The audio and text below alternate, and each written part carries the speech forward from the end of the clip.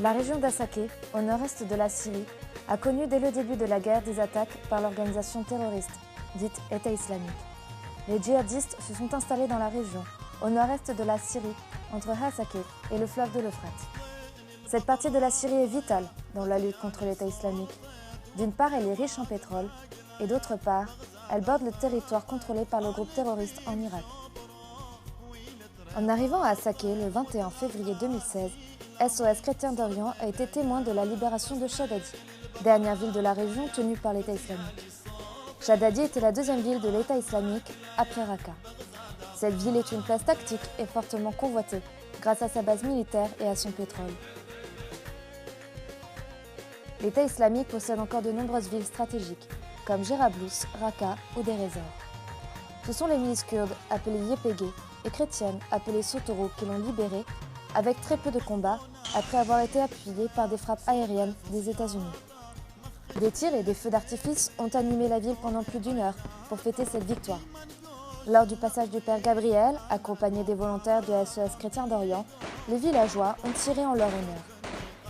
Dès le lendemain, les volontaires de l'association ont visité 3 villages assyriens situés le long de la rivière Khabour, dans la province de Hasake, Tal Zakra, Tal Hermez, Tal Tal. Ce ne sont pas les seuls villages qui ont été attaqués par les terroristes. Une dizaine de villages proches de la ville de Hasake ont subi des affrontements entre les islamistes et les Kurdes des unités de protection du peuple, YPG. Ces 3 villages, libérés depuis quelques mois, ont été incendiés, détruits et entièrement balayés par les djihadistes.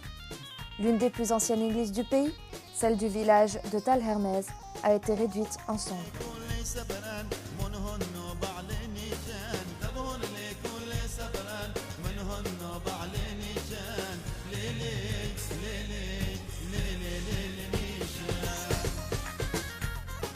Avant la guerre, les Kurdes, les chrétiens et les Arabes vivaient ensemble en paix.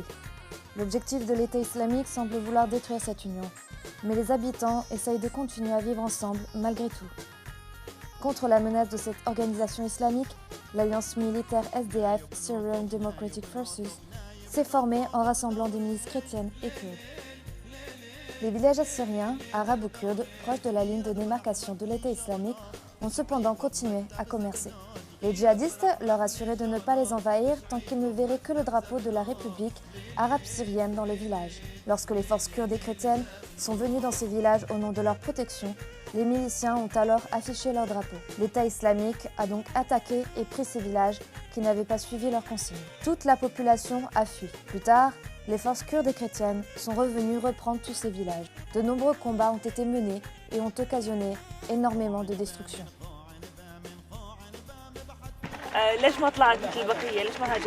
Je ne veux pas partir de Syrie même si j'ai de la famille à l'étranger. Ici je suis propriétaire d'une terre. Je ne veux pas quitter mon pays, ma maison, mes terres et partir. Bien sûr, nous sommes dans une situation difficile, mais cela se terminera. Je préfère mourir ici dans mon pays en tant que martyr. Je suis né ici, alors je mourrai ici. C'est mon opinion et beaucoup parmi nous pensent comme moi.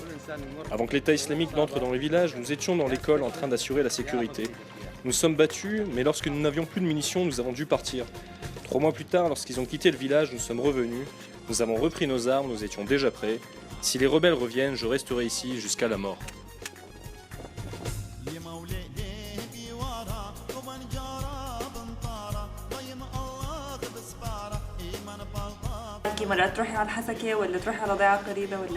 Lors des célébrations religieuses, notamment cette période de carême et le dimanche, je me rends au village le plus proche, ou à Hasake.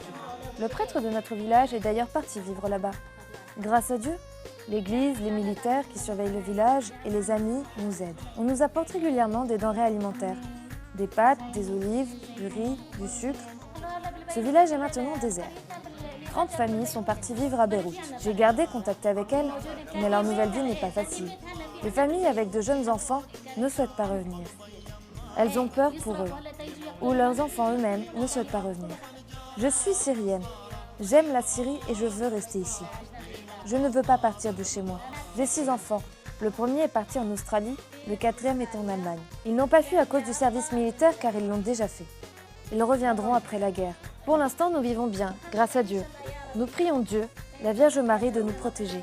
Nous prions aussi pour tout le monde, et tout particulièrement pour ceux qui ne savent pas ce qui se passe ici, en Syrie.